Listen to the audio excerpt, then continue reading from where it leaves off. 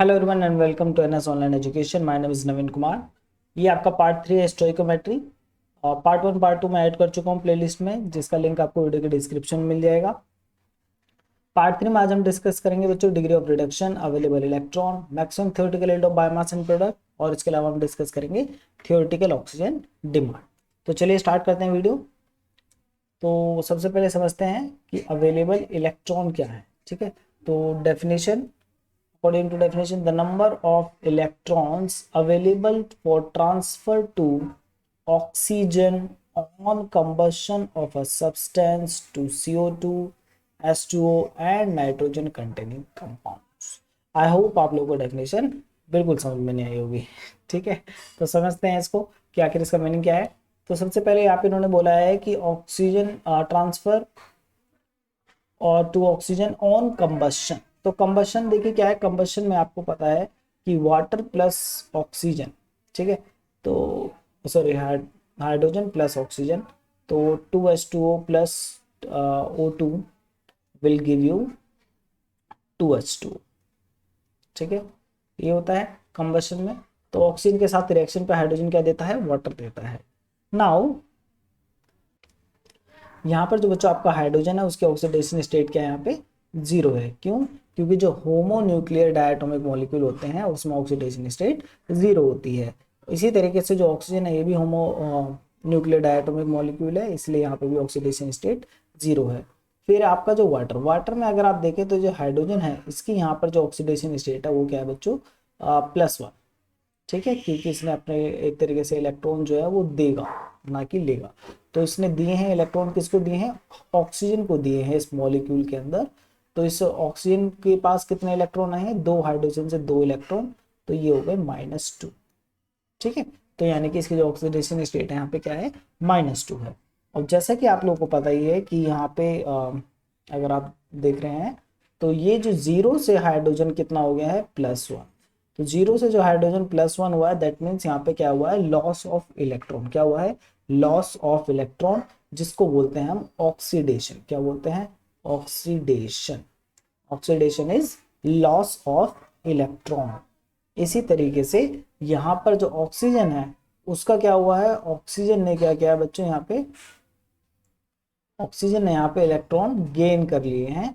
तो यहाँ पे क्या हुआ, गेन ऑफ इलेक्ट्रॉन, जिसको हम क्या बोलते हैं, रिडक्शन बोलते हैं। ठीक है, आई होप आप लोगों को ये चीज क्लियर है।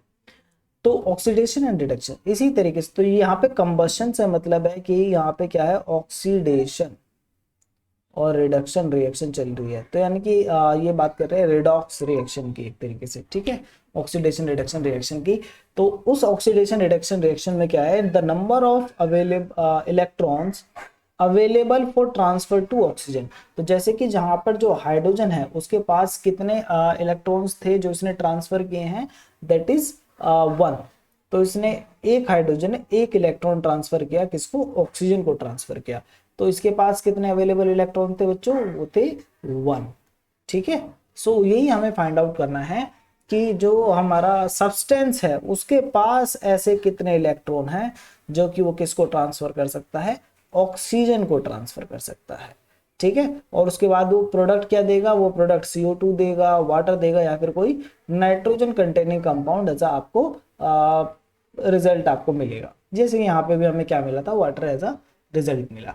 आई होप आपको समझ में आई होंगी चीजें। ठीक है, तो इसी तरीके से यहाँ पर भी क्या है, ये आपका देख सकते हैं, आपका general equation, mass balance equation. इसमें आप देखिए कि ये आपको पता है ये क्या आपका सबस्ट्रेट है, ये आपका सबस्ट्रेट।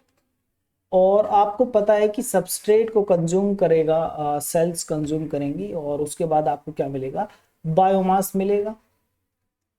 तो ये आपका बायोमास और ये आपका प्रोडक्ट है। ठीक है, बायोमास मिलेगा आपको, प्रोडक्ट भी मिलेगा। इसके अलावा एरोबिक रिएक्शन है, ऑक्सीडेशन, तो O2 एंड यहाँ पे आपको CO2, यहाँ पे वाटर, एंड ये आपका क्या है, नाइट्रोजन सोर्स। ये क्या है आपका, nitrogen source. Now the thing is कि जो सबस्ट्रेट है ये आखिर इसके साथ होता क्या है, तो इसका क्या होता है बच्चों, इसका ऑक्सीडेशन होता है। क्या होता है इसका, ऑक्सीडेशन। ऑक्सीडेशन से मतलब है कि इससे ये क्या कर रहा है, ये इलेक्ट्रॉन इसके ये इलेक्ट्रॉन लूज कर रहा है। तो oxidation means loss of electron. तो ये सबस्ट्रेट क्या करेगा, अपने इलेक्ट्रॉन दे देगा। ठीक है, किसको देगा बच्चों, ऑक्सीजन को देगा। और उसके बाद क्या बनेगा, उसके बाद oxygen on combustion of a substance 2, तो किस में कन्वर्ट है, CO2 water and nitrogen containing compound. तो इसी तरीके से यहाँ हो रहा है कि सबस्ट्रेट भी ऑक्सीजन को जो है अपने इलेक्ट्रॉन्स देगा और इसका क्या हो जाएगा, इससे ऑक्सीडेशन हो जाएगा। और एज अ रिजल्ट जो आपको क्या मिल रहा है, इससे एज अ रिजल्ट आपको मिल रहा है CO2 water and nitrogen containing compound, जो कि आपका बायोमास और ये आपका प्रोडक्ट। ठीक है, आप देख सकते हैं यहाँ पे नाइट्रोजन है, यहाँ पर भी क्या है, नाइट्रोजन। तो बायोमास और प्रोडक्ट क्या है, नाइट्रोजन कंटेनिंग कंपाउंड्स है, यही सब कुछ मिल रहा है। तो यानी कि ये जो सबस्ट्रेट है वो अपने इलेक्ट्रॉन को लूज करके ऑक्सीजन को देगा, और ऑक्सीजन उसके बाद आपको क्या मिलेगा, CO2 water and biomass and product, ये सारी चीज आपको मिल जाएगा। ठीक है, तो हमें ये फाइंड आउट करना है कि जो इसने इलेक्ट्रॉन का जो लॉस हुआ है, लॉस ऑफ इलेक्ट्रॉन, यहाँ पे क्या हुआ है, लॉस ऑफ इलेक्ट्रॉन है, तो आखिर ये कितने इलेक्ट्रॉन दे सकता है, that we have to find out कि ये सबस्ट्रेट कितने इलेक्ट्रॉन दे सकता है ऑक्सीडेशन के लिए टू ऑक्सीजन। ठीक है, तो ऑक्सीजन को कितने इलेक्ट्रॉन दे सकता है ये, ताकि ये जो है आपका प्रोडक्ट बन सके। आई होप आपको क्लियर हो गई होगी ये डेफिनेशन कि ये आखिर अवेलेबल इलेक्ट्रॉन का मीनिंग क्या है। तो these are the available electrons in substrate. ठीक है, इसी तरीके से बायोमास के भी निकाल सकते हैं आप, नंबर ऑफ अवेलेबल इलेक्ट्रॉन, और प्रोडक्ट के भी आप फाइंड आउट कर सकते हैं। ये बस एक एग्जांपल मैंने आपको समझाया था। ठीक है, आई होप आपको क्लियर हो गया होगा, क्योंकि यहाँ पे सब्सटेंस है फॉर सबस्ट्रेट के लिए नहीं, सभी के लिए, किसी भी चीज के लिए। ठीक है, ये सब पे है, चाहे आपका ये सबस्ट्रेट हो, प्रोडक्ट हो, बायोमास कोई भी हो, उस सभी पे ये आपका वैलिड है। ठीक है, नाउ अब आगे देखते हैं। तो इसमें अब क्वेश्चन आता है कि आखिर हम कैसे फाइंड आउट करेंगे कि किसी सब्सटेंस में कितने अवेलेबल इलेक्ट्रॉन प्रेजेंट है। अब हमें ये फाइंड आउट करना है, जैसे कि फॉर एग्जांपल हम यहीं पे दोबारा से अपना एग्जांपल ले रहे हैं सबस्ट्रेट को। तो ये जो आपका सबस्ट्रेट है, हम कैसे फाइंड आउट करें कि सबस्ट्रेट में नंबर ऑफ अवेलेबल इलेक्ट्रॉन्स कितने हैं। ठीक है, तो उसके लिए क्या है बच्चों, यहाँ पर ये जो कार्बन है, जैसे कि कार्बन जो है आपका 4 इलेक्ट्रॉन दे सकता है ऑक्सीजन को। हाइड्रोजन जो है 1 दे सकता है। ऑक्सीजन इलेक्ट्रॉन देता नहीं है, ऑक्सीजन इलेक्ट्रॉन लेता है, और कितने ले सकता है, -2। Phosphorus 5 and sulphur 6। नाउ ये जो बच्चों 4, 1, -2, 5 एंड 6 है, ये क्या है, इनकी वैलेंसी है। ठीक है, तो कार्बन की +4 -4 होती है, बट यहाँ पे हमने +4 ली है। हाइड्रोजन की +1 ली है। ऑक्सीजन के -2 इसलिए ले क्योंकि ये तो ऑक्सीजन, ये तो लेता है इलेक्ट्रॉन, ये देगा नहीं, ये इलेक्ट्रोनेगेटिव है। और ये फॉस्फोरस 5 और सल्फर 6। आई होप आपको ये चीजें क्लियर होगी। Now number of available electron for nitrogen, क्योंकि हम देख रहे हैं कि यहाँ पे नाइट्रोजन भी प्रेजेंट है, बट हमने नाइट्रोजन की बात नहीं करी कि नाइट्रोजन कितने इलेक्ट्रॉन देगा। तो उसके लिए क्या है, एक डिपेंड करता है कि नाइट्रोजन की रेफरेंस स्टेट क्या है, रेफरेंस स्टेट हमने क्या ली है नाइट्रोजन की, इस पर डिपेंड करेगा। ठीक है, अगर आपने अमोनिया रेफरेंस स्टेट ली है नाइट्रोजन की, तो अमोनिया के अंदर नाइट्रोजन क्या का जो है -3 है, और ये -3 यानी कि देगा नहीं, ये लेगा। अगर मॉलिक्यूलर नाइट्रोजन की बात करें तो वहां पर 0 हो जाएगी, क्योंकि ये होमोन्यूक्लियर एटम है, डायटोमिक मॉलिक्यूल है। फिर आपका नाइट्रेट जो है NO3- उसमें आपका 5 है। कैसे, एक बार मैं आपको दिखा देता हूँ। जैसे कि NH3 की अगर आप बात करें, तो NH3 का ऑक्सीडेशन स्टेट हम फाइंड आउट करेंगे, नाइट्रोजन का N2 का फाइंड आउट करेंगे, और नाइट्रेट का फाइंड आउट करेंगे NO3- का। तो ऑक्सीजन स्टेट अगर हमें नाइट्रोजन की यहाँ पे निकालनी है, तो उसका फॉर्मूला आप लोगों को पता होगा कि यहाँ पे कितने एटम है नाइट्रोजन के, 1। तो 1 into nitrogen oxidation state of nitrogen, +3 into, क्योंकि हाइड्रोजन के 3 एटम है, तो 3 इंटू हाइड्रोजन की ऑक्सीडेशन स्टेट, और ओवरऑल चार्ज क्या है इस मॉलिक्यूल पे, 0, न्यूट्रल है, तो यहाँ पे हमने 0 लिख दिया। तो यहाँ से हमें क्या पता चला, N ऑक्सीजन +3। अब हाइड्रोजन की जो ऑक्सीडेशन स्टेट है बच्चों, वो होती है +1, जो कि अभी हमने आपको पीछे दिखाया कि ये क्या है, इलेक्ट्रॉन दे देता है। ठीक है, तो =0। तो यहाँ से हमें क्या फाइंड आउट हुआ कि नाइट्रोजन की जो ऑक्सीडेशन स्टेट है वो क्या है, -3। ठीक है, ये +3 है, उधर जाएगा तो -3 हो जाएगा। तो दैट मीन्स अगर हमारा रेफरेंस अमोनिया है, NH3 है, तो उस केस में नाइट्रोजन जो है वो इलेक्ट्रॉन देता नहीं है, वो लेता है, और इसकी जो ऑक्सीडेशन स्टेट है वो क्या है, -3। आई होप आपको ये क्लियर हो गया होगा। फिर ये जो आपका N2 है बच्चों, ये मॉलिक्यूलर नाइट्रोजन जो है, ये होमोन्यूक्लियर डायटोमिक मॉलिक्यूल है, इसकी ऑक्सीडेशन स्टेट 0 होती है, ठीक है, क्योंकि दोनों इक्वली फोर्स से इलेक्ट्रॉन को अट्रैक्ट कर रहे हैं, तो किसी के पास भी नहीं जा रहा है इलेक्ट्रॉन। फिर हम बात करते हैं NO3- की, तो इसकी भी इसी तरीके से निकालेंगे कि कितने नाइट्रोजन है, एक ही नाइट्रोजन है, तो N की ऑक्सीडेशन स्टेट +3 इंटू जो ऑक्सीजन की जो ऑक्सीडेशन स्टेट है, और ओवरऑल चार्ज क्या है मॉलिक्यूल पे, -1। तो यहाँ से आप देखेंगे तो N की जो ऑक्सीडेशन स्टेट है वो आ जाएगी -1 +3, और ऑक्सीजन की जो ऑक्सीडेशन स्टेट है वो आपने पीछे देखी क्या होती है, -2, ठीक है। और सॉरी, ये प्लस का था 3, उधर जाएगा तो माइनस, तो -3 2 6, माइनस माइनस प्लस, और ये -1, तो -1 + 5, और सर -1 + 6 विल गिव यू 5, ठीक है। तो यहाँ पे आपका आंसर आ गया 5 आ जाएगा। तो ये यहाँ पर नाइट्रोजन की ऑक्सीडेशन स्टेट। तो दैट मीन्स अगर नाइट्रेट आपका रेफरेंस है तो उस केस में नाइट्रोजन की जो ऑक्सीडेशन स्टेट है वो 5 है, ठीक है। तो आई होप आपको ये क्लियर हो गया। दैट मीन्स कि यही आपको यहाँ पे भी बताया था कि अमोनिया है तो -3 लेंगे, मॉलिक्यूलर नाइट्रोजन है तो N2, और नाइट्रेट है तो 5। हम क्या प्रेफर करेंगे, हम ये, अगर आपको नहीं मेंशन है कुछ भी, तो दैट मीन्स जो रेफरेंस स्टेट है नाइट्रोजन की, दैट इज अमोनिया, ठीक है, NH3। तो वहां पे आप क्या लेना है, आपको -3 लेना है। अगर बताया गया है कि नाइट्रेट है या मॉलिक्यूलर नाइट्रोजन है, तो आप उसके अकॉर्डिंगली फाइंड आउट करेंगे, ठीक है। तो हम क्या ले रहे हैं, हम अमोनिया ले रहे हैं।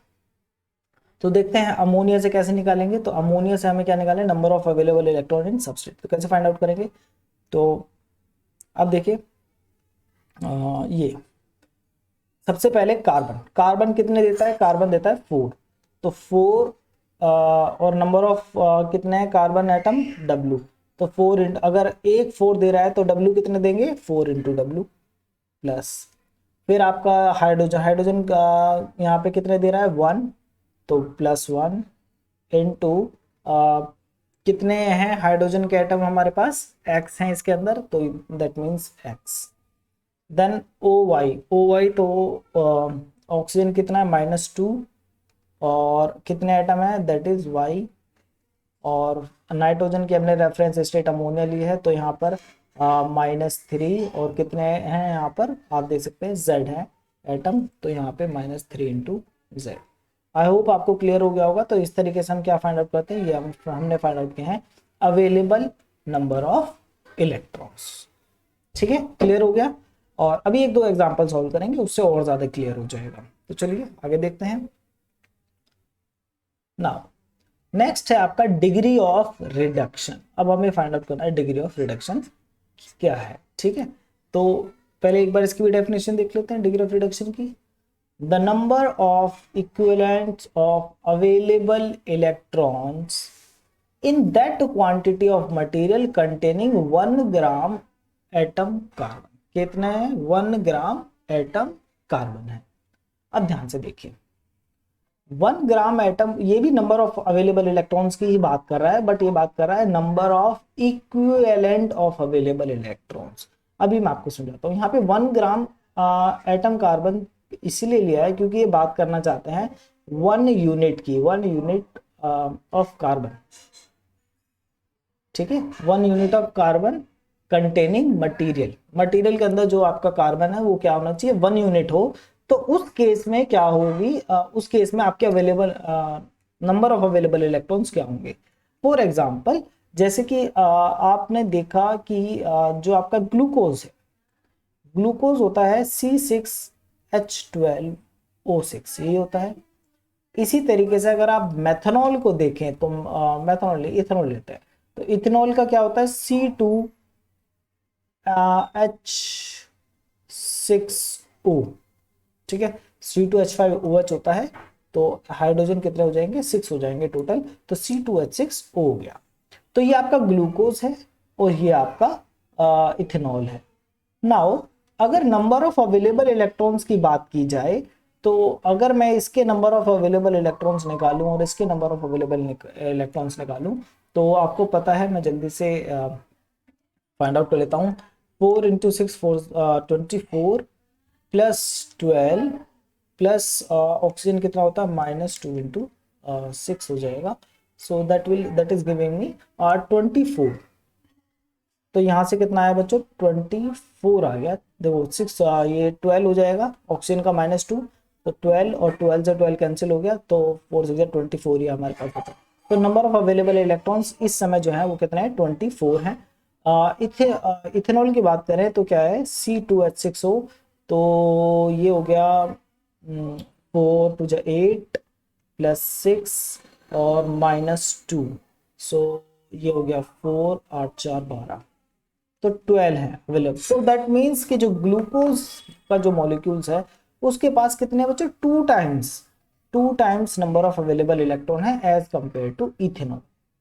बट द थिंग इज कि ये तो मैक्रो मॉलिक्यूल है, यहाँ पे मतलब बड़ा मॉलिक्यूल है एज कंपेयर टू इथेनॉल। यहाँ पे आप देख सकते हैं यहाँ पे 6 कार्बन है और यहाँ पे 2 ही कार्बन है। तो ये कंपैरिजन कैसे किया जा सकता है जब तक दोनों में हम सेम कार्बन ना लें। आपको बात समझ में आ रही है कि इनके बीच में कंपैरिजन ये जस्टिफाई नहीं होगा क्योंकि यहाँ पे नंबर ऑफ कार्बन अलग अलग है। ऑब्वियस सी बात है, यहाँ पे 6 कार्बन है तो इसके ज्यादा होंगे। तो हम क्या, तो इसीलिए ये क्या है डिग्री ऑफ रिडक्शन इंट्रोड्यूस किया गया जो कि हमें ये बताता है कि 1 यूनिट कार्बन अगर लिया जाए तो उस केस में क्या होगा। तो जैसे कि ये 6 है तो अगर मैं इसको 6 से डिवाइड कर दूं, ठीक है, डिवाइड बाय 6, तो उस केस में मुझे जो मिलेगा फॉर्मूला वो होगा 1H2O, ये मिलेगा। ठीक है, इसी तरीके से मैं इसको 2 से डिवाइड कर दूं क्योंकि मैं एक यूनिट का फाइंड आउट करना चाह रहा हूँ। तो ये हो जाएगा 1H3 एंड O1/2। ठीक है, ये हमारा ये मॉलिक्यूलर फॉर्मूला नहीं है। मॉलिक्यूलर फॉर्मूला तो यही है ग्लूकोज इथेनॉल का, बट मैं यहाँ पे बात करना चाह रहा हूँ कंपेयर करने के लिए कि एक यूनिट का एक कार्बन, अगर 1 ग्राम कार्बन प्रेजेंट है, एटम प्रेजेंट है, या फिर 1 यूनिट कार्बन प्रेजेंट है तो उस केस में आपका क्या होगा। तो ये हम फाइंड आउट करना चाह रहे हैं, कंपेरिजन एक एक यूनिट के बीच में हम करना चाहते हैं। तो उसके लिए अब आप देख सकते हैं, अब मैं फाइंड आउट करता हूँ कि इसके नंबर ऑफ अवेलेबल इलेक्ट्रॉन्स कितने हैं। तो अब इसके नंबर ऑफ अवेलेबल इलेक्ट्रॉन होंगे 4 + 2 - 2 विल गिव यू 4। तो ये अब इसके नंबर ऑफ अवेलेबल इलेक्ट्रॉन्स है। इथेनॉल का देखते हैं, इथेनॉल में कितने अब नंबर ऑफ अवेलेबल इलेक्ट्रॉन, तो ये हो गया 4 + 3 और -2 ब्रैकेट में 1/2। तो 2 से 2 कैंसिल हो गया, -1, 3 में से 2 गया 1, 2 आ गया, 4 2 कितना हो गया 6 हो गया।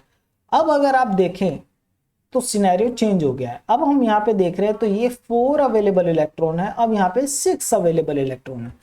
तो सिनेरियो चेंज हो गया कि पहले हम देख रहे थे कि ग्लूकोज के पास ज्यादा नंबर ऑफ अवेलेबल इलेक्ट्रॉन थे as compare to ethanol. But अब अगर हम यूनिट की बात करें तो कि अगर दोनों को कंपेयर करें सही तरीके से, तो तब हम देख पा रहे हैं कि इसके पास 4 है और इसके पास 6 है। तो अब ये कंपेरिजन जस्टिफाइड है और हम देख पा रहे हैं कि इथेनॉल के अंदर ज्यादा अवेलेबल इलेक्ट्रॉन्स हैं। ठीक है, अगर इस तरीके से हम इनको कंपेयर करें। ठीक है, क्लियर है। तो ये ज्यादा साइंटिफिक है एज कंपेयर टू दिस। ठीक है ना, तो यही क्या है, ये जो आपने 4 और 6 निकाला है तो 24 और 12 तो इनके अवेलेबल नंबर ऑफ इलेक्ट्रॉन है। किसके अवेलेबल नंबर ऑफ इलेक्ट्रॉन है, ग्लूकोज के और इथेनॉल के। और 4 और 6 जो आपने फाइंड आउट किया है यही है बच्चों आपका degree of reduction of glucose की कितनी है 4 और इथेनॉल की कितनी 6। अब ये तो हम नहीं करते हैं, ये मैंने आपको समझाने के लिए बताया है। हम यहाँ पर देखते हैं, ये भी मैंने आपको पीछे फाइंड आउट करके बताया था कि ये कार्बन के हैं, ये आपका हाइड्रोजन है, ये आपका -2y ऑक्सीजन है और ये -3z क्या है नाइट्रोजन है। तो ये हमने क्या फाइंड आउट किए थे अभी पीछे, नंबर ऑफ अवेलेबल इलेक्ट्रॉन्स। ठीक है, जैसे यहाँ पर हमने 24 निकाले हैं। तो इसको 24 से मैं कैसे क्या बन गया हमारा 4 आ रहा है। 24 से कैसे आ रहा है 4 आ रहा है। तो ये 4 कैसे आया, तो ये 4 आया इस तरीके से कि मैंने 24 को डिवाइड कर दिया, किसके साथ डिवाइड कर दिया, मैंने 6 के साथ डिवाइड कर दिया। तो मुझे यहाँ पे यह 4 6 24, तो ये 4 आ गया। दैट मीन्स मैंने किससे डिवाइड कर दिया, W से। क्लियर है। तो W क्या है यहाँ पे, W ये है कि आपके कितने कार्बन मॉलिक्यूल के अंदर है 6। क्लियर है? बहुत इजी है कि नंबर ऑफ अवेलेबल इलेक्ट्रॉन, पहले मैंने टोटल निकाले, टोटल आए 24। अब मुझे पता है कि 24 तो 6 कार्बन को रिप्रेजेंट कर रहे हैं, बट एक कार्बन को कितने रिप्रेजेंट कर रहे हैं, तो मेरे को 24 को 6 से डिवाइड करना पड़ेगा, तो उस तरीके से मेरे पास क्या आ जाएगा, 4 आ जाएगा। तो यही है। तो that means degree of reduction is number of available electron, ये ऊपर क्या है, नंबर ऑफ अवेलेबल इलेक्ट्रॉन, और उसको हमने किससे डिवाइड कर दिया, उसको हमने डिवाइड कर दिया कि कार्बन के कितने एटम हैं, ठीक है, इन दैट मॉलिक्यूल। तो हमने ये जो W है इससे डिवाइड कर दिया, ठीक है। अगर अब किसी और की बात करते तो उसके अकॉर्डिंगली डिवाइड करेंगे, ठीक है। यहाँ तो हमने बात करी सिर्फ सबस्ट्रेट की इस फॉर्म की बात करी, क्लियर है। तो ये degree of reduction of substrate हमने यहाँ पे फाइंड आउट किया है। आई होप आप लोगों को ये चीजें क्लियर हो गई होंगी। एक और चीज है कि जो नंबर ऑफ अवेलेबल इलेक्ट्रॉन है और या डिग्री ऑफ रिडक्शन जो है वो किस किस की, CO2 की, वाटर की, एंड ये जो आपका अमोनिया है इसकी जीरो होती है। कैसे होती है जीरो, फाइंड आउट करके देख सकते हैं। CO2 के निकालते हैं अवेलेबल इलेक्ट्रॉन कैसे, कार्बन कितने देता है 4 और ऑक्सीजन कितने देता है -2, और कितने हैं ऑक्सीजन के 2, तो ये हो गए -2 ब्रैकेट में 2 and that will give you 0। Simple.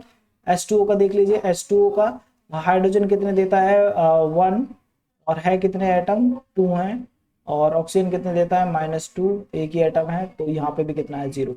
NH3 की बात करें तो NH3 का अगर रेफरेंस स्टेट अमोनिया ही है तो उस केस में N कितने होता है -3, जो अभी आपको पीछे बताया था ना रेफरेंस स्टेट। तो नाइट्रोजन की हो गई -3 और एक ही एटम है, प्लस और हाइड्रोजन के कितना एटम है 3, हाइड्रोजन की होती है 1 और एटम कितने हैं 3, तो ये कितना हो गया 0। दैट मीन्स आपने देखा कि CO2 के अवेलेबल इलेक्ट्रॉन 0, वाटर में भी अवेलेबल इलेक्ट्रॉन 0, और अमोनिया में भी अवेलेबल इलेक्ट्रॉन्स कितने हैं 0 हैं, ठीक है। इसीलिए इनका अवेलेबल इलेक्ट्रॉन 0 है तो डिग्री ऑफ रिडक्शन भी 0 होगा, क्योंकि डिग्री ऑफ रिडक्शन तो कार्बन से डिवाइड करके आता, बट इसमें तो कार्बन भी नहीं है अमोनिया के अंदर। आई होप आपको क्लियर हो गया, ठीक है। तो यहाँ पे जो ammonia is use as nitrogen source generally, ठीक है, इस चीज को याद रखेंगे। तो इसका नाइट्रोजन सोर्स जो है अमोनिया यूज किया गया है, तो उसको ही रेफरेंस स्टेट हम कंसिडर करेंगे। ऐसा इसलिए है क्योंकि जो रेफरेंस स्टेट जो है सेल ग्रोथ, जो सेल ग्रोथ है वो usually chosen to be same as nitrogen source in the medium, क्योंकि नाइट्रोजन कहाँ से यूज होगी, वो नाइट्रोजन सोर्स से ही यूज होने वाली है। तो इसलिए जो रेफरेंस स्टेट है वो भी क्या है, नाइट्रोजन सोर्स ही लिया जाता है। तो जो भी आपका नाइट्रोजन सोर्स बताया जाएगा आपको न्यूमेरिकल के अंदर, अगर वो अमोनिया बताया गया है तो आप नाइट्रोजन -3 लेंगे ऑक्सीडेशन स्टेट। अगर मॉलिक्यूलर नाइट्रोजन बताया गया क्वेश्चन में तो उस केस में आप 0 लेंगे, ठीक है। और अगर आपको नाइट्रेट बताया गया है यहाँ को न्यूमेरिकल के अंदर नाइट्रेट यूज किया है नाइट्रोजन सोर्स, तो उस केस में क्या लेंगे 5 लेंगे, ठीक है। ये आपको पता होना चाहिए, क्लियर है। यहाँ तो कोई डाउट तो नहीं है, तो आई होप आपको ये चीजें क्लियर हो गई। आगे मूव कर रहे हैं, तो यहाँ पे आपको डिग्री ऑफ रिडक्शन शो किया हुआ है। तो ये डिग्री ऑफ रिडक्शन जो है वो अमोनिया के कंपैरिजन में है, मतलब रिलेटेड टू अमोनिया NH3, यानी कि यहाँ पे N जो है उसकी ऑक्सीडेशन स्टेट क्या ली गई है -3, और यहाँ पर मॉलिक्यूलर नाइट्रोजन है यानी कि इसकी ऑक्सीडेशन स्टेट क्या ली गई 0। नाइट्रोजन से डिग्री ऑफ रिडक्शन तभी अफेक्ट होगी जब जो फॉर्मूला है, केमिकल फॉर्मूला, उसमें नाइट्रोजन है। जैसे कि इसका जो केमिकल फॉर्मूला उसमें नाइट्रोजन नहीं है, तो इसलिए इसकी डिग्री ऑफ रिडक्शन अफेक्ट नहीं होगी, क्योंकि ये तो तभी अफेक्ट हो सकती है ना जब नाइट्रोजन की वैल्यू चेंज हो। तो नाइट्रोजन जहाँ जहाँ पर आपका प्रेजेंट है मॉलिक्यूल के अंदर, यहाँ पे प्रेजेंट है तो देख सकते हैं 4 5, ठीक है।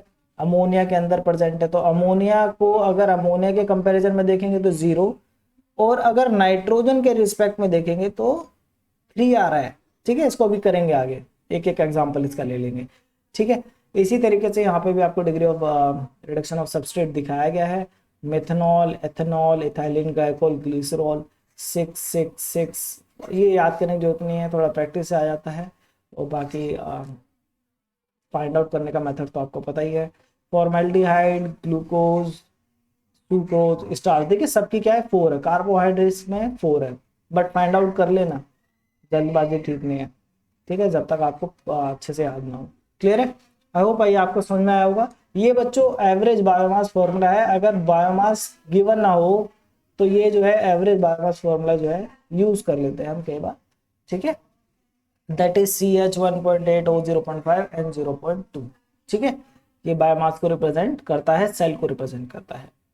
नाउ कोई एक प्रैक्टिस कर लेते हैं, एक दो जो हम ताकि और थोड़ा सा आपको क्लियर हो जाए। बाकी एक दो आप भी अपने आप से फाइंड आउट कीजिए ताकि आपको भी इसकी प्रैक्टिस हो जाए। जैसे कि ये इसको हम फाइंड आउट करते हैं, एलेनिन को कितना है C3H7 एंड O2N। ठीक है, तो इसका हमें फाइंड आउट करना है।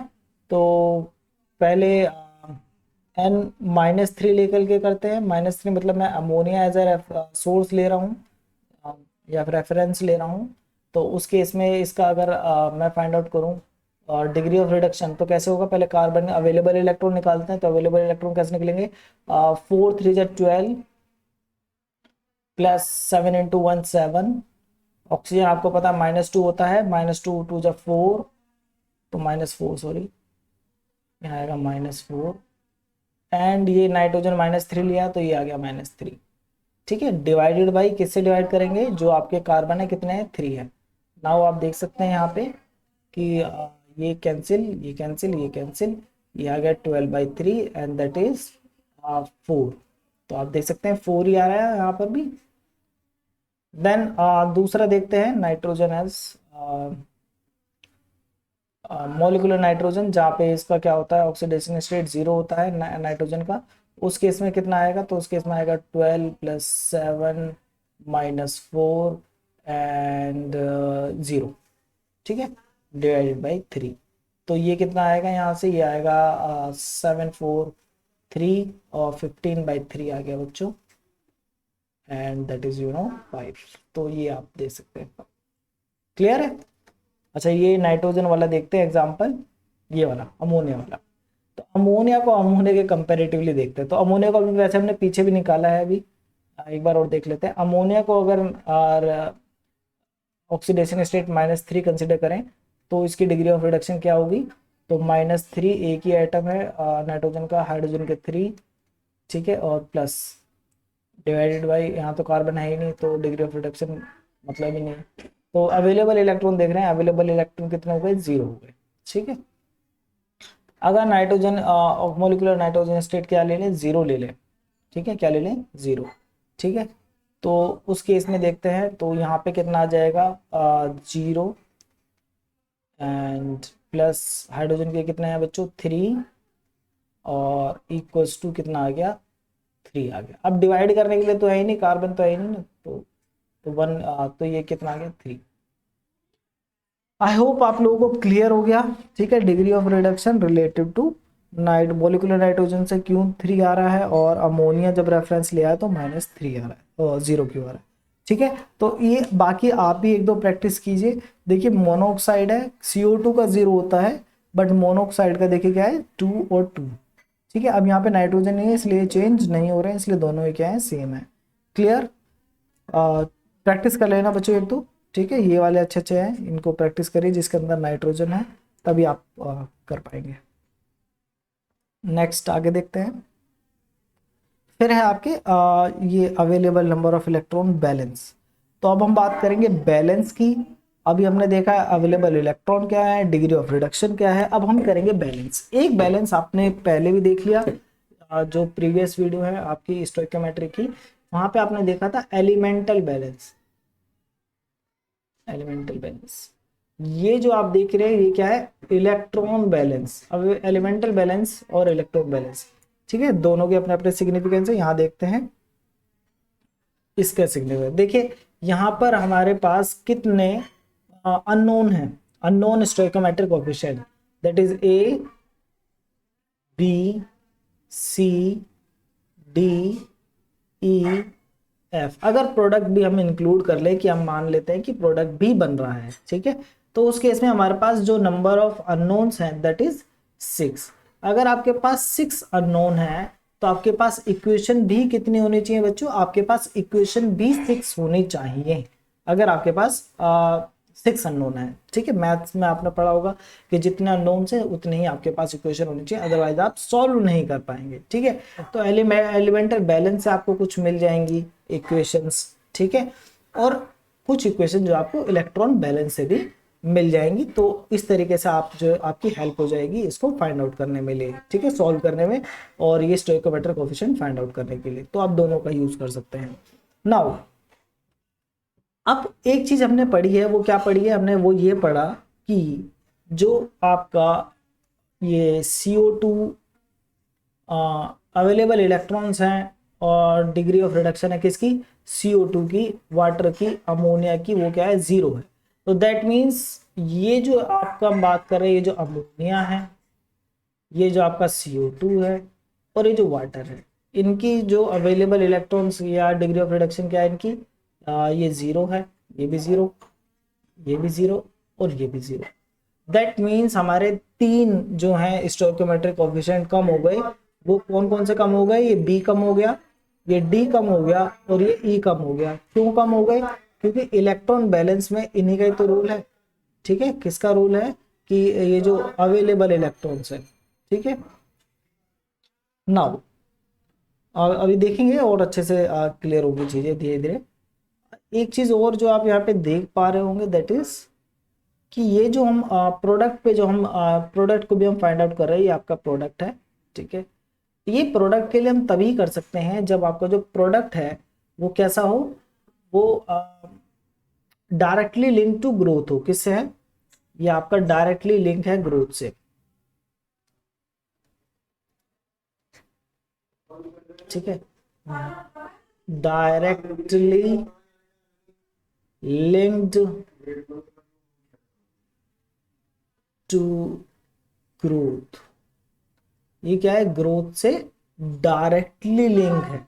अगर ये ग्रोथ से डायरेक्टली लिंक नहीं है तो आप ये नहीं कर पाएंगे, ठीक है। इसलिए यहाँ पे इन्होंने बच्चों मेंशन किया हुआ है, if product formation is not directly linked with growth, यानी कि कोई ऐसा प्रोडक्ट है जिसका ग्रोथ से कोई लेना देना नहीं है तो ये नहीं यूज करेंगे, ठीक है, does not hold. Accordingly can not applied for secondary metabolite, क्योंकि सेकेंडरी मेटाबोलाइट प्रोडक्शन जो है वो भी आपका ग्रोथ से एसोसिएटेड नहीं होता है, तो उसको भी कंसिडर नहीं कर सकते। और इसके अलावा ये जो बायो ट्रांसफॉर्मेशन हैं, ठीक है, जिसमें ट्रांसफॉर्मेशन हो रहा है, कुछ बन तो रहा नहीं, मतलब ग्रोथ से एसोसिएटेड यहाँ पे भी नहीं है, ठीक है। तो अगर ग्रोथ से एसोसिएटेड नहीं है तो उसके लिए ये नहीं है, सिर्फ और सिर्फ ग्रोथ एसोसिएटेड प्रोडक्ट ही हम यहाँ पे कंसिडर करेंगे। क्लियर।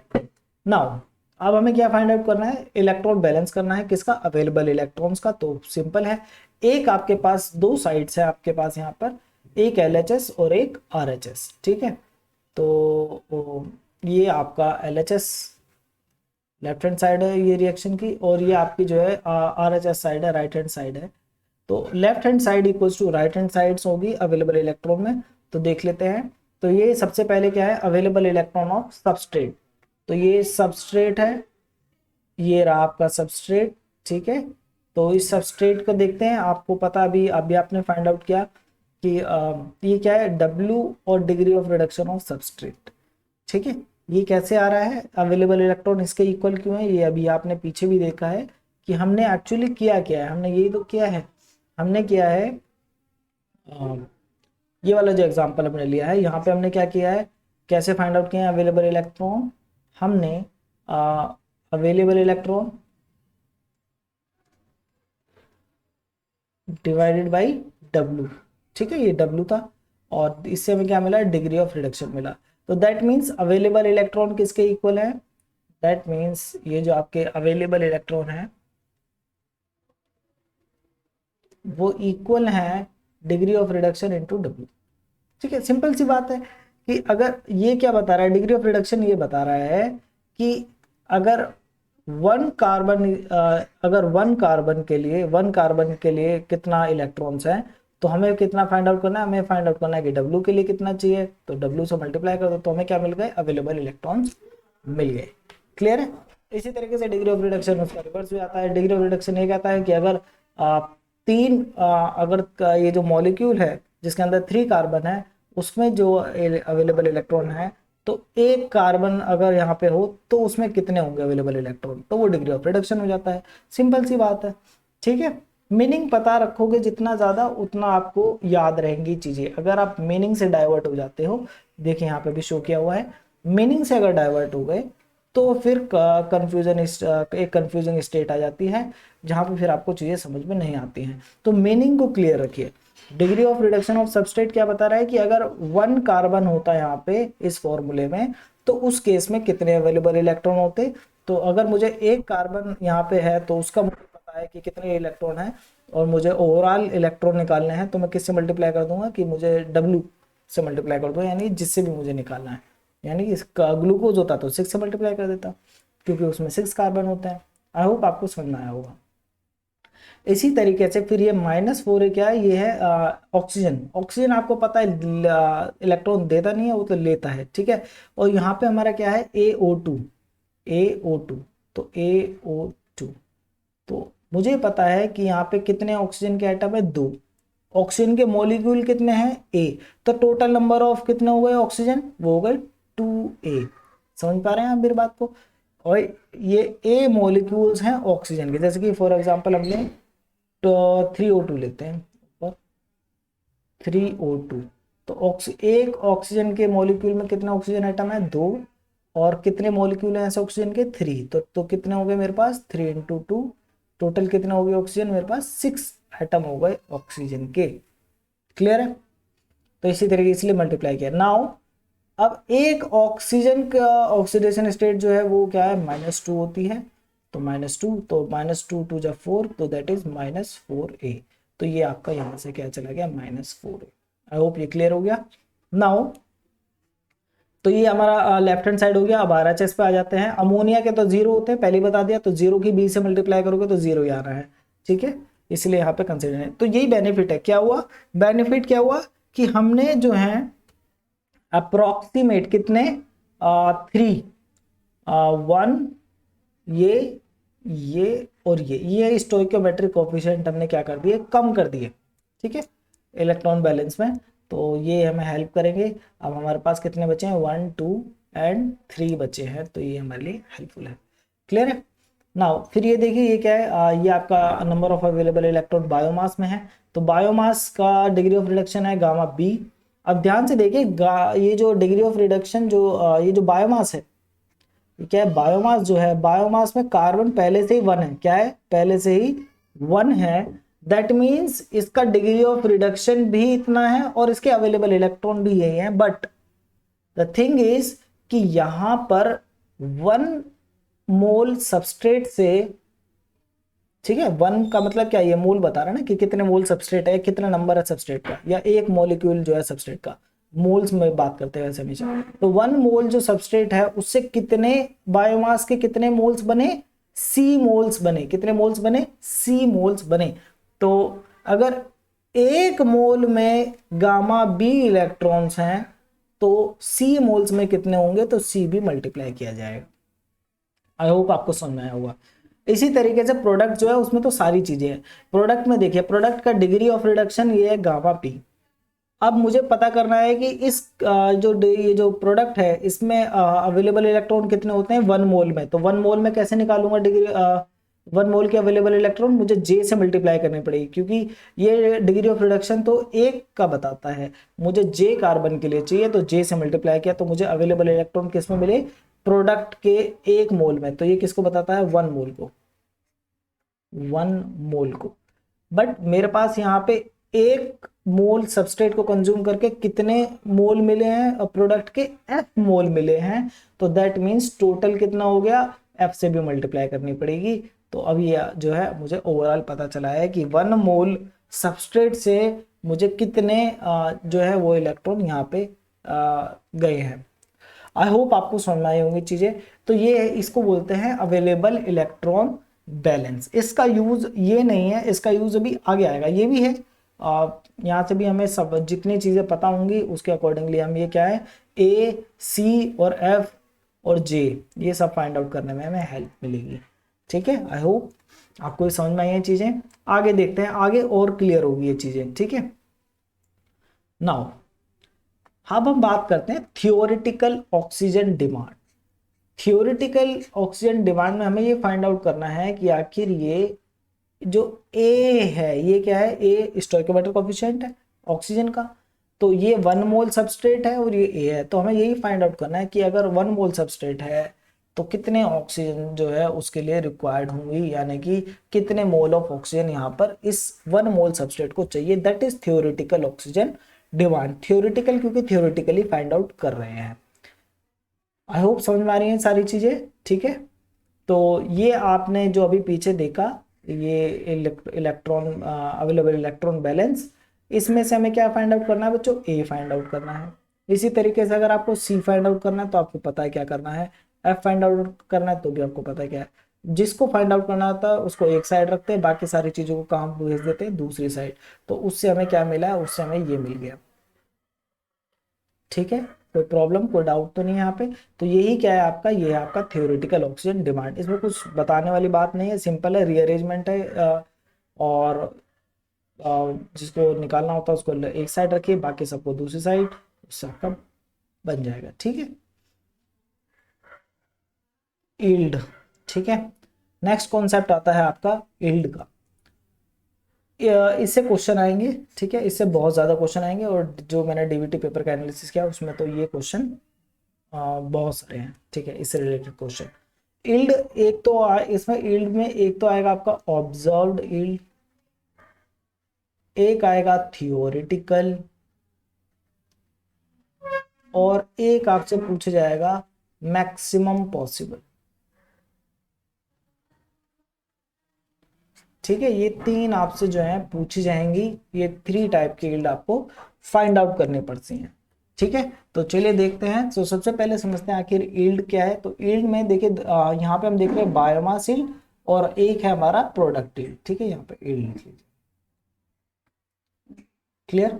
तो बायोमास ईल्ड आप देख सकते हैं, सिंपली ये बताता है ईल्ड कि कितने ग्राम सबस्ट्रेट को कंज्यूम करके कितना ग्राम प्रोडक्ट आपका बना है।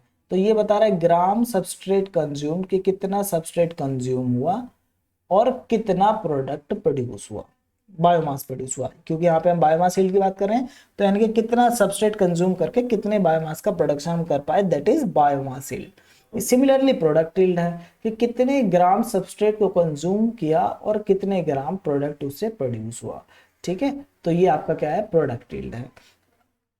नाउ ये ध्यान रखिए, ये जो x है ये ऊपर वाले के लिए है कि जो प्रोड्यूस हो रहा है, और जो s है वो ये बता रहा है कि किसको कंज्यूम करके। तो ये बायोमास, ये सबस्ट्रेट। तो y एक्सेस यानी कि yield of biomass with respect to substrate. इसी तरीके से यहाँ पर है yield of product with respect to substrate. इसी तरीके से ये भी हो सकता है YxO2 यानी कि yield of biomass with respect to oxygen consume. Clear है, यहाँ तो कोई डाउट तो नहीं है। इसी तरीके तो ये इस टाइप से, ये तो 2 ही टाइप की यील्ड है, बाकी जब टाइप आएंगे तो वो समझाते रहेंगे, ठीक है। अभी ये बेसिक कॉन्सेप्ट है, इसको समझिए। नाउ अब ये जो ग्राम सेल प्रोड्यूस और ग्राम सबस्ट्रेट कंज्यूम है, उसको हम एक और फॉर्म में भी ले सकते हैं, वो है आपका ये फॉर्म। ये आपका ये रहेगा आपका ऑब्जर्व्ड। ये क्या रहेगा, ऑब्जर्व्ड। ये ऑब्जर्व्ड इसलिए कह रहे हैं एक तरीके से, अगर मान लीजिए आपको क्वेश्चन में पता है कि गिवन है कि आपको कितना जो है कंज्यूम हुआ है सबस्ट्रेट और कितना प्रोड्यूस हुआ है, तो वो आपका ऑब्जर्व्ड यील्ड आपको देगा। यहां से जो हम निकाल रहे हैं ये आपका थियोरिटिकल कहलाया जाएगा। क्या कहलाएगा, थियोरिटिकल। क्यों, क्योंकि यहाँ पे हमारा ये डेटा हम ये वाला यूज नहीं कर रहे हैं कि कितना कंज्यूम हुआ और कितना प्रोड्यूस हुआ। ऑब्जर्व डेटा हम यहाँ पे यूज नहीं कर रहे हैं, बल्कि हम यहाँ पे बैलेंस यूज कर रहे हैं, जिसमें मॉलिक्यूलर वेट है सेल का, मॉलिक्यूलर वेट सबस्ट्रेट है, और ये क्या है आपके, ये बता रहा है मोल्स ऑफ स्टोइकोमेट्रिक कोएफिशिएंट है ये किसका, बायोमास का, ठीक है। ये क्वेश्चन आपको याद रखनी चाहिए। तो यहाँ पे आप देख सकते हैं ये स्टोइकोमेट्रिक कोएफिशिएंट बायोमास का। इसी तरीके से यहाँ पे स्टोइकोमेट्रिक कोएफिशिएंट एफ का है। नाउ द थिंग इज कि यील्ड की कोई यूनिट नहीं होती, नो यूनिट, ठीक है, यूनिट नहीं होती। लेकिन फिर भी आपको जो क्वेश्चंस मिलेंगे उसमें आपको इस तरीके से लिखा हुआ मिलेगा ग्राम पर ग्राम, ये इस तरीके से मिलेगा, ठीक है, या किलोग्राम पर किलोग्राम, इस तरीके से आपको मिलेगा, ठीक है। ये इसका मतलब ये होता है कि kilogram produce divided by kilogram consume, that is meaning. ये हमें यूनिट बहुत हेल्प करती है। तो ये जब आएगी क्वेश्चन में तो वहां पे इसको देखेंगे, क्लियर है। और आपको दिख ही रहा है किलोग्राम से किलोग्राम कैंसिल हो सकता है, दैट मीन्स इसकी कोई यूनिट नहीं है, बट रिप्रेजेंटेशन इसका ऐसा ही रहता है, बायो प्रोसेस में हेल्प करता है क्योंकि न्यूमेरिकल सॉल्व करने में, ठीक है। और तो मैंने आपको बता दिया ऑब्जर्व थियोरेटिकली। थियोरेटिकल कैसे आया है, तो ये बहुत इजी है।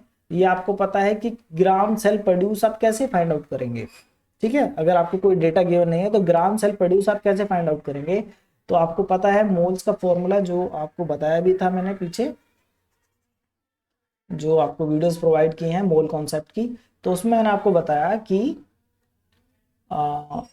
इनमें से या मोल्स कैसे फाइंड आउट करते हैं, number of moles, moles equals to mass upon molar mass, mass divided by molar मास।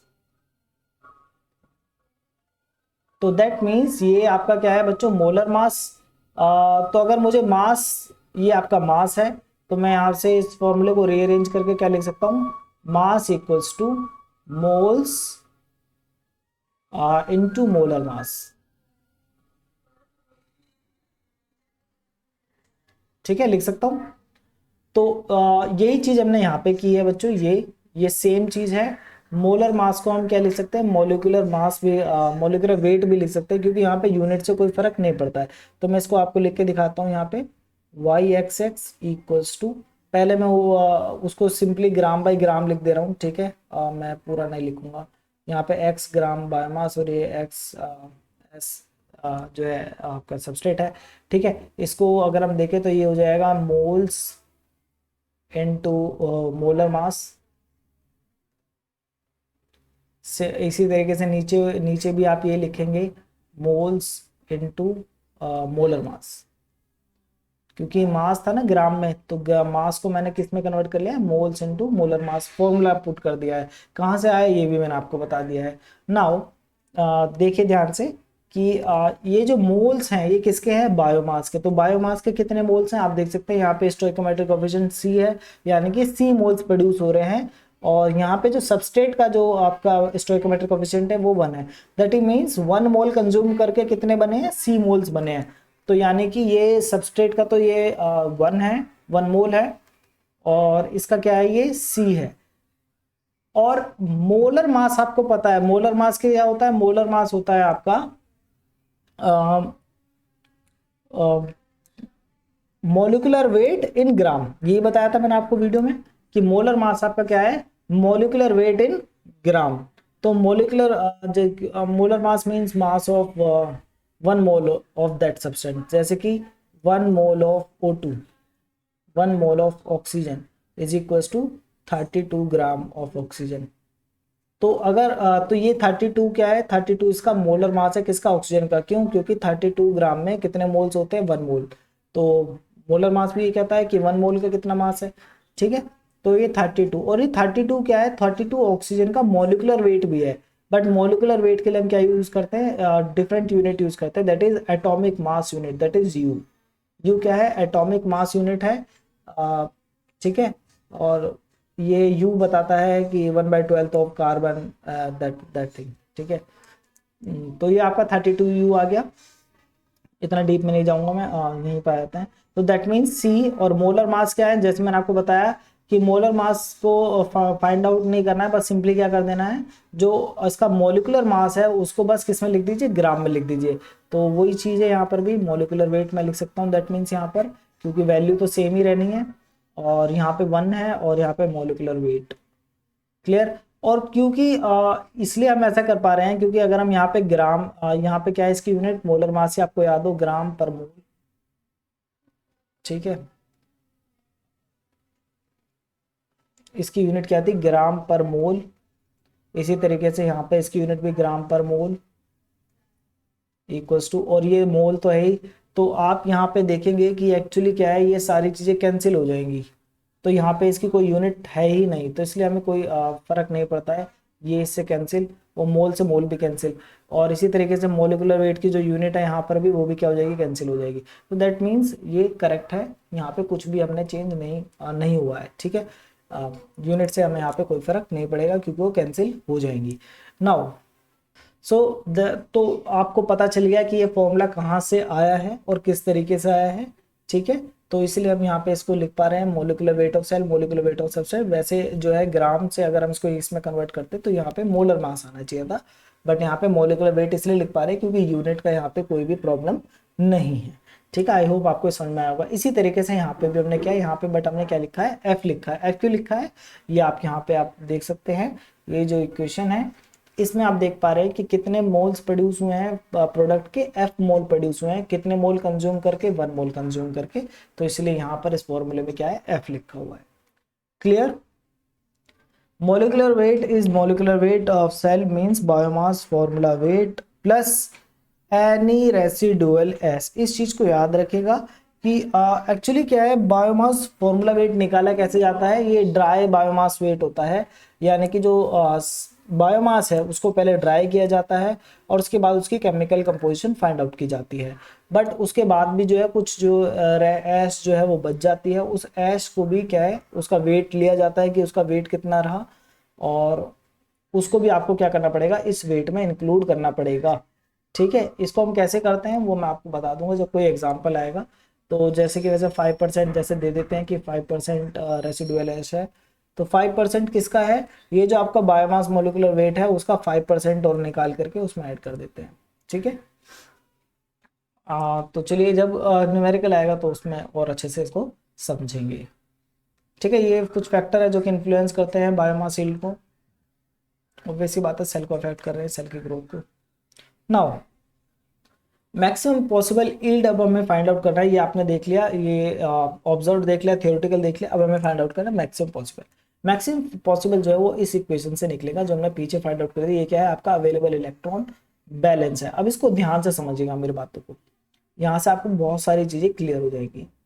ये -4a है, मैं उसको दूसरी साइड भेज रहा हूँ, तो ये that will become 4a plus C gamma B plus F J और ये गामा पी। यस, नाउ ध्यान से समझिएगा कि ये वो इलेक्ट्रॉन है जो किसके पास है, सबस्ट्रेट के पास है,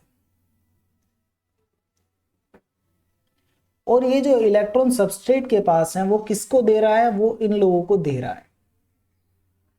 ठीक है, इसमें कौन कौन है, इसमें आपका ऑक्सीजन है, इसमें आपका बायोमास है और इसमें आपका प्रोडक्ट है।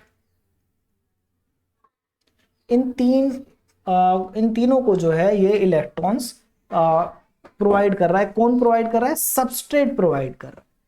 ठीक है, upon oxidation, oxidation means loss of electron. तो जो लॉस ऑफ इलेक्ट्रॉन है वो किसको जा रहे हैं, वो इन तीन लोगों को जा रहे हैं। इसीलिए जो आपका ये -4a था तो उसको हमने उधर भेज दिया तो +4a हो गया। तो दैट मीन्स ये जो है यहाँ से सप्लाई है और ये, तो ये दोनों बैलेंस रहेंगे, तो जितने इलेक्ट्रॉन यहाँ है उतने इलेक्ट्रॉन यहाँ होंगे।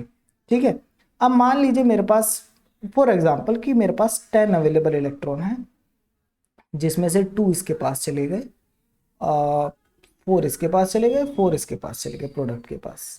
ठीक है, दैट मीन्स अगर मैं इसका फ्रैक्शन फाइंड आउट करूं, क्या फाइंड आउट करूं, फ्रैक्शन। मैंने आपको सिखाया है फ्रैक्शन कैसे निकालना है, इसलिए वो बेसिक पहले बता दिया है। ठीक है, तो दैट मीन्स फ्रैक्शन यहाँ पे कितना आएगा, 0.2, इसलिए मैं रिपीट नहीं करूंगा उन चीज़ों को। 0.4 और ये भी क्या है 0.4, और आपको पता है ओवरऑल फ्रैक्शन जब सम करते हैं तो कितना आता है 1, तो ये फ्रैक्शन का सम कितना आ गया 1।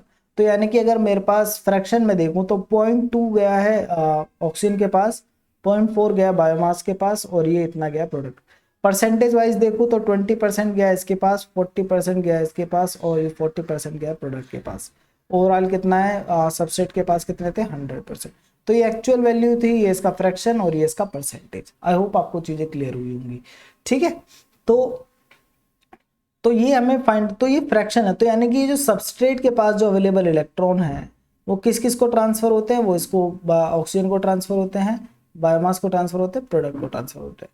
ठीक है, तो ये मैंने कैसे निकाला फ्रैक्शन, फ्रैक्शन को निकालने के लिए मैंने जो इलेक्ट्रॉन किसको ट्रांसफर हुआ है, 4a को, तो ये 4a क्या है, वो इलेक्ट्रॉन्स हैं जो कि जो कि ऑक्सीजन को मिले हैं, कितने मिले हैं 4a। बट फ्रैक्शन मैंने कैसे निकाला, तो यहाँ पे 4a किसको रिप्रेजेंट कर रहा है, यहाँ पे 2 किसको रिप्रेजेंट कर रहा था, 4a को, W गामा S को कौन रिप्रेजेंट कर रहा था, 10 को, तो मैंने 2 को डिवाइड से 10 किया तो मुझे क्या मिला, फ्रैक्शन मिला। तो यही चीज मैं यहाँ पे करने वाला हूँ, यहाँ पे भी सेम ही क्या है, 4a क्या है ऑक्सीजन, यानी कि ये 2 है, और ये मैंने total number of available electrons कितने हैं, W गामा S से डिवाइड कर दिया, तो मुझे क्या पता चला कि कितना फ्रैक्शन किसके पास गया, आपका ऑक्सीजन के पास गया। इसी तरीके से ये बायोमास के पास जो इलेक्ट्रॉन गए हैं ये वो है, और टोटल अवेलेबल इलेक्ट्रॉन्स जो है वो ये आपके ये हैं डब्ल्यू गामा एस, जो सबस्ट्रेट के पास है। सबस्ट्रेट ही दे रहा है सबको इलेक्ट्रॉन, तो टोटल अवेलेबल इलेक्ट्रॉन सबस्ट्रेट के ही होंगे। ठीक है, तो ये गए हैं बायोमास के पास। इसी तरीके से ये वो इलेक्ट्रॉन है जो प्रोडक्ट के पास हैं, और ये किसने दिए हैं, टोटल कितने थे जो सबस्ट्रेट के पास, वो ये हैं। तो दैट मीन्स ये आपका फ्रैक्शन है, ये फ्रैक्शन, ये आपका फ्रैक्शन है आपका सबस्ट्रेट ऑक्सीजन के लिए जो ऑक्सीजन को मिला, ये वो फ्रैक्शन है इलेक्ट्रॉन का जो बायोमास को मिला, और ये वो फ्रैक्शन है जो प्रोडक्ट को मिला है। ऐसे निकालते हैं ना फ्रैक्शन कि टोटल कितना है डिवाइड मतलब उसके पास कितना है और डिवाइड बाई जो टोटल है। ठीक है, मल्टीप्लाई 100 करेंगे तो परसेंटेज आ जाएगा। आई होप आपको क्लियर हो गया होगा। इसको इसमें बनाने के लिए कुछ भी नहीं किया है, बस इसी को ही डिवाइड कर दिया, यानी कि टोटल अवेलेबल इलेक्ट्रॉन जो है सबस्ट्रेट के पास उससे ही पूरी इक्वेशन को डिवाइड कर दिया। तो इसको इससे डिवाइड किया तो 1 आ गया, और बाकी कोई नीचे डब्ल्यू गामा एस आ गया जो कि अवेलेबल इलेक्ट्रॉन्स है। ठीक है, मीनिंग को ध्यान रखिए, डब्ल्यू गामा एस क्या है, total available electron in substrate. ठीक है, अगर W और गामा एस को अलग अलग देखोगे तो कभी चीजें समझ में नहीं आएंगी, इनको एक साथ समझोगे कि आखिर किस रिप्रेजेंट क्या कर रहा है तो चीजें याद रहेंगी। ठीक है, क्योंकि मैं इस इक्वेशन से डायरेक्ट देख के बता सकता हूँ। अगर मुझे ये कॉन्सेप्ट पता है कि फ्रैक्शन का, तो मुझे कुछ फाइंड आउट करने की जरूरत नहीं है। मुझे पता है कि एक ये आपका यहाँ पे कितना है W है, तो मुझे फाइंड आउट करना है कि प्रोडक्ट के पास कितना फ्रैक्शन है। तो पहले मैं सबसे ऊपर क्या लिखूंगा, सबसे पहले मैं लिखूंगा कि आखिर इस प्रोडक्ट के पास अवेलेबल इलेक्ट्रॉन कितने हैं। तो सिंपल सी बात है एफ जे और गामा पी, और टोटल अवेलेबल इलेक्ट्रॉन कितने हैं, तो मुझे यहाँ पे दिख रहा है डब्ल्यू है, और उसका डिग्री ऑफ रिडक्शन क्या है, गामा एस है। सिंपल बन गया फॉर्मूला। क्या मुझे ये याद करने की जरूरत है इस पूरे को, नहीं, बट प्रैक्टिस जरूरी है। जब तक आप प्रैक्टिस ट्रेन नहीं करेंगे अपने माइंड को तब तक आप नहीं सोच पाएंगे इस तरीके से। ठीक है, तो सिंपली यहाँ पर भी यही है, ये बायोमास है, बायोमास के यहाँ पे 1 है, और ये क्या है सी है, तो दैट मीन्स यहाँ पे कितना है सी, और डिग्री ऑफ रिडक्शन कितना है इसका बी। यहाँ पे कुछ है नहीं, यहाँ तो 1 है, अदरवाइज यहाँ पे कंसिडर कर लेते। तो ये हो गए बायोमास के पास जो इलेक्ट्रॉन अवेलेबल है। मुझे फ्रैक्शन निकालना है तो मुझे टोटल भी चाहिए, टोटल कहाँ है, सबस्ट्रेट के पास है, और सबस्ट्रेट के पास डब्ल्यू गामा एस, ये लीजिए भाई। इसी तरीके से ऑक्सीजन का याद करने की जरूरत नहीं पड़ेगी। ठीक है, तो ये क्या है, ये मैक्सिमम पॉसिबल यील्ड हमें फाइंड आउट करना है। तो अभी ये इतना है, अभी नेक्स्ट स्लाइड में देखेंगे बाकी का। तो ये हमें फ्रैक्शन पता चला है। नाउ ये फॉर्मूला तो यही है हमारे पास फाइंड आउट करने के लिए यील्ड, जो भी हमने पीछे देखा था, Y X S C molecular weight of cell, molecular weight of substrate. ठीक है, बट हमें फाइंड आउट करना है मैक्सिमम बायोमास यील्ड। क्या फाइंड आउट करना है, मैक्सिमम बायोमास। कैसे फाइंड आउट करें, तो इसमें क्या चेंज है, इसमें सी की वैल्यू जितनी ज्यादा होगी उतना ही ये क्या होगा, इंक्रीज होगा। तो हमें क्या फाइंड आउट करना है, हमें सी मैक्स फाइंड आउट करना है। सी मैक्स, आखिर सी मैक्स है क्या, सी स्टोइकोमेट्रिक कोफिशिएंट है बायोमास का। दैट मीन्स ये बता रहा है कि 1 मोल सबस्ट्रेट से कितने मोल बायोमास प्रोड्यूस होगा। तो हमें ये फाइंड आउट करना है कि सी की वैल्यू मैक्सिमम क्या हो सकती है, यानी कि मैक्सिमम बायोमास कितना प्रोड्यूस हो सकता है सबस्ट्रेट से। तो हमने अभी पढ़ा पीछे, क्या पढ़ा कि जो बायोमास के जो टोटल अवेलेबल इलेक्ट्रॉन है अगर हम उसको 1 मान ले, ठीक है, तो वो 1 का जो कुछ फ्रैक्शन है वो जा रहा है आपका ऑक्सीजन को, फिर कुछ फ्रैक्शन किसको जा रहा है, बायोमास को, और कुछ फ्रैक्शन जा रहा है आपका प्रोडक्ट को। अगर मैं चाहता हूं कि ये मैक्सिमम हो जाए, क्या हो जाए, ये सी मैक्सिमम हो जाए, दैट मीन्स सारे इलेक्ट्रॉन्स किसको ट्रांसफर होने चाहिए, उस केस में सारे इलेक्ट्रॉन ट्रांसफर होने चाहिए बायोमास को। अगर ये सारे इलेक्ट्रॉन बायोमास को ट्रांसफर हो जाएं तो बायोमास की ये जो यील्ड है वो क्या हो जाएगी, मैक्सिमम हो जाएगी। तो यानी कि दैट मीन्स मुझे ये 0 करना पड़ेगा और इसको भी 0 करना पड़ेगा। अगर मैं इन दोनों को 0 कर दूं तो उस केस में हमारा ये जो कॉन्सेप्ट है उससे हमें सी मैक्स मिल जाएगा, यानी कि इसको इक्वेट कर देंगे सी के 1 के इक्वल कर देंगे, क्यों, ये तो 0 हो गए ना, तो ये 0 हो गए तो सारे इलेक्ट्रॉन किसको हो गए 1, तो इसका फ्रैक्शन पहले जो भी था अब वो क्या हो गया है, 1 हो गया है। तो यहाँ से हम सी निकाल लेंगे, सी की वैल्यू क्या आ जाएगी, O W gamma S gamma B, और ये क्या है आपका सी मैक्स आ गया। सी मैक्स क्या है, मैक्सिमम स्टोइकोमेट्रिक कोफिशिएंट जो कि बायोमास का हो सकता है 1 मोल सबस्ट्रेट कंज्यूम करने पर। ठीक है, मैक्सिमम है ये, मैक्सिमम पॉसिबल। ठीक है, और इस सी मैक्स को अगर मैं इस फॉर्मूले में पुट करूं तो मुझे क्या मिलेगा, मैक्सिमम बायोमास यील्ड मिल जाएगी। आई होप आपको क्लियर हो गया होगा। ठीक है, इसी तरीके से आपका ये ये है आपका कि अगर आपको फाइंड आउट करना है कि आपका मैक्सिमम यील्ड आपको किसकी फाइंड आउट करनी है, प्रोडक्ट की फाइंड आउट करनी है, तो उसके केस में क्या है कि क्लियर कर देता हूं मैं इसको पूरा। तो उस केस में ये जो अवेलेबल नंबर ऑफ इलेक्ट्रॉन है वो सारे किसको ट्रांसफर हो जाने चाहिए, वो प्रोडक्ट को ट्रांसफर होने चाहिए, ना कि बायोमास को भी नहीं जाने चाहिए। यानी कि इन सबका फ्रैक्शन 0 कर दो बाकी लोगों का, ना ऑक्सीजन को दो ना ही बायोमास को दो, सब किसको जाने चाहिए, प्रोडक्ट को जाने चाहिए। तो उस केस में ये जो है ये क्या हो जाएगा, मैक्सिमम हो जाएगा, एफ मैक्स हो जाएगा। ठीक है, तो अब इसकी वैल्यू किसके इक्वल हो गई, अब इसकी वैल्यू जो है वो इक्वल हो गई है 1 के। क्यों हो गई इसकी वैल्यू 1 के इक्वल, क्योंकि सारे इलेक्ट्रॉन इसी के पास जा रहे हैं। इसको रीअरेंज करेंगे तो हमें क्या मिलेगा, ये मिल जाएगा F max equal to this. अब यानी कि हमने पीछे फॉर्मूला पढ़ा है वाई पी एस, तो वाई पी एस में एफ की जगह क्या लिखेंगे, एफ मैक्स, ब्रैकेट में molecular weight of product divided by molecular weight of substrate. ठीक है, और यहाँ पे क्यों कुछ नहीं लिखा, क्योंकि यहाँ पे हमारा 1 है। क्लियर, आई होप आपको समझ में आ गया होगा कि आपको कैसे निकालना है, वाईपीएस कैसे निकालना है, वाई एक्सिस कैसे निकालना है, और ये सारी चीज कैसे निकालना है। न्यूमेरिकल कैसे सॉल्व करना है, वो न्यूमेरिकल जब सॉल्व करेंगे तभी समझ में आएगा। ठीक है, ये तो सब ये कॉन्सेप्ट है। इस वीडियो में कॉन्सेप्ट पूरा कवर कर लिया है, नेक्स्ट वीडियो में इसके क्वेश्चंस कवर करेंगे। ठीक है, आई होप आप लोगों को सारी चीजें समझ में आई होंगी।